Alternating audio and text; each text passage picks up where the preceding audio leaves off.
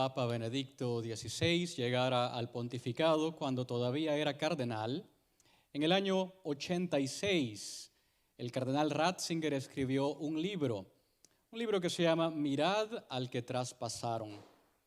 Y en ese libro, el cardenal Ratzinger en esa época habla sobre la muerte de San Agustín en cierto punto del libro.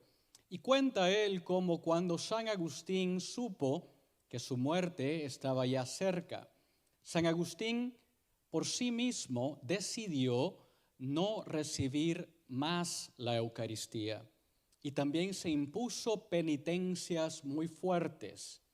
La razón por la cual San Agustín lo hace es porque quería estar en solidaridad con pecadores públicos, pero también lo hace porque San Agustín quería tener hambre de Dios, quería presentarse ante Dios hambriento y sediento, ese Dios que él iba a contemplar ya dentro de poco, cara a cara.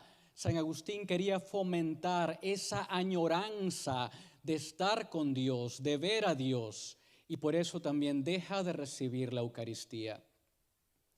Cuenta Ratzinger que cuando él meditaba sobre este asunto, se daba cuenta de que quizá, decía él, hoy en día también nosotros los católicos deberíamos de imponernos cierto ayuno eucarístico, de forma de fomentar más la añoranza por Dios, de conectarnos más con el Señor, de una manera más profunda, de una manera más personal. ¿Por qué?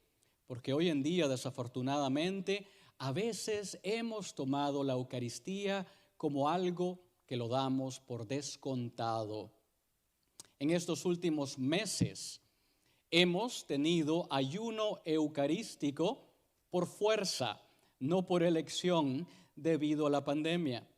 Y aunque ya hemos resumido las misas en persona, todavía se les aconseja a muchos católicos que se queden en sus hogares por su propia protección.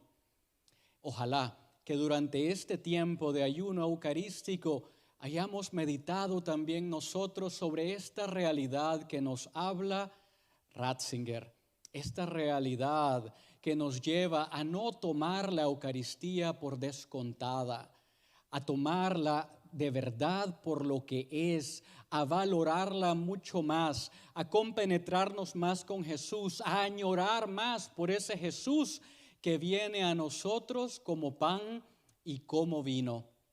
El día de hoy celebramos la fiesta del Corpus Christi, la fiesta del cuerpo y la sangre del Señor. En este día, por lo tanto, meditamos de una manera más profunda sobre lo que significa la Eucaristía para nosotros, para nuestras vidas, de manera que nunca la demos por descontada. En el Evangelio del día de hoy escuchábamos claramente a Jesús que nos dice: yo soy el pan vivo bajado del cielo. El que coma mi cuerpo y beba mi sangre vivirá para siempre. Y el pan que yo daré es la vida para la salvación del mundo.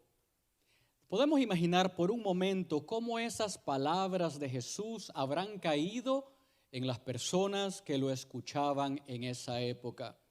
Los judíos sabían claramente que la ley decía que no se podía comer carne humana. Y Jesús está diciendo: el que coma mi carne, el que coma mi cuerpo, el que beba mi sangre.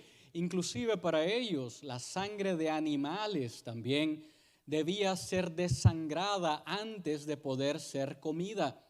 Y ahora Jesús habla de dar a comer su cuerpo y su propia sangre. No es algo que hubiera sido placentero a sus oídos. Es por eso que se cuestionan, se preguntan, y todo ese cuestionamiento lleva a Jesús a clarificar aún más. No lo lleva a decir, bueno, no, es un símbolo nada más, déjenme explicarles cómo es. Jesús enfatiza una vez más. Es más, cuando vamos al griego, encontramos que el verbo comer del griego que utiliza San Juan para expresar este comer el cuerpo de Cristo, es un verbo que se utilizaba para hablar de cómo los animales comían. O sea, es un verbo muy concreto. En otras partes del Evangelio, cuando se habla de comer, a veces la palabra en griego podría ser traducida como ingerir. Entonces se podría pensar como metáfora que podría ser ingerir la sabiduría de Dios o la palabra de Dios.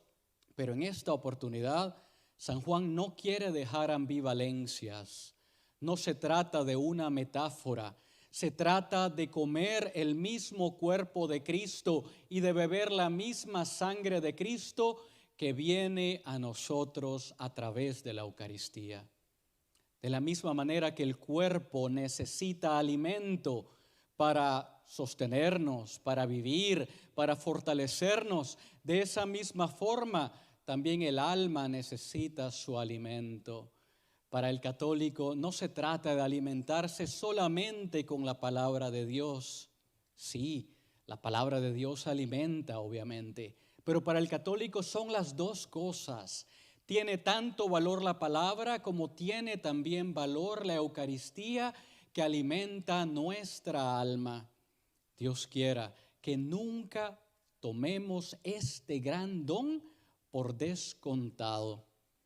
Me recuerda una historia que sucede durante la Segunda Guerra Mundial de católicos heroicos cuya fe en la Eucaristía es un modelo para todos nosotros.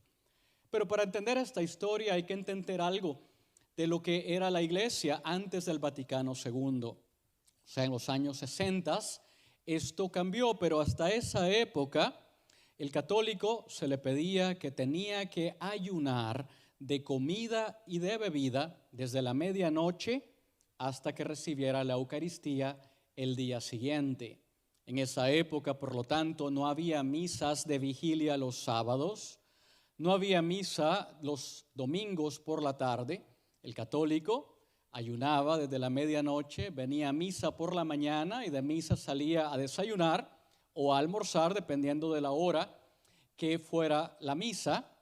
Hoy en día sabemos que el ayuno eucarístico es solamente de 1 hora antes de recibir la Eucaristía, pero en aquella época no era así. Ahora entendemos mejor esta historia. La historia toma lugar en un campo de prisión en la Siberia, en donde estaba un sacerdote de nombre Walter Ciszek, un sacerdote polaco-americano jesuita, que va a Rusia y allí es aprendido como espía del Vaticano y lo mandan a la Siberia, un lugar inhospitable, inhabitable y un lugar muy, pero muy frío. El padre Ciszek encuentra la forma de celebrar la misa y guarda pedacitos de la Eucaristía con él para distribuirla a otros prisioneros católicos. Pero muchos de estos prisioneros católicos no veían al Padre sino hasta por la noche, lo cual significaba que ellos, sabiendo que ese día iban a recibir la Eucaristía, tenían que ayunar desde la medianoche todo el día después de un largo día de trabajo manual, en temperaturas bajo cero, trabajando todo el día sin comer ni beber nada. ¿Todo por qué? Porque añoraban, porque creían en la presencia real de Cristo, porque sabían que necesitaban, sus almas necesitaban de esa presencia real que viniera a nutrir sus almas. Son católicos heroicos que nos recuerdan a nosotros la gran fe que debemos de tener también en la Eucaristía y a nunca darla por descontada. Desafortunadamente, muchas veces en nuestra vida las cosas que más queremos son las cosas que menos valoramos. Dicen los psicólogos que si el ser humano prestara atención a todos los estímulos que se encuentra en un día, probablemente enloquecería. Por lo tanto, el cerebro tiene un mecanismo de defensa que se llama habituación. O sea, el cerebro se habitúa a los estímulos, a las sensaciones, lo cual significa que también, desafortunadamente, se llega a habituar a lo bello, por ejemplo, un lindo atardecer, o por ejemplo a la brisa del mar, o el mar mismo. El ser humano se llega a habituar a una bella melodía, a la música. También se llega a habituar a lo que más queremos, nuestros amigos, padres, nuestros hijos, y también a la Eucaristía. Cuando nos habituamos, comenzamos a dar personas y cosas por descontadas. Subestimamos aquellas cosas que tienen gran valor.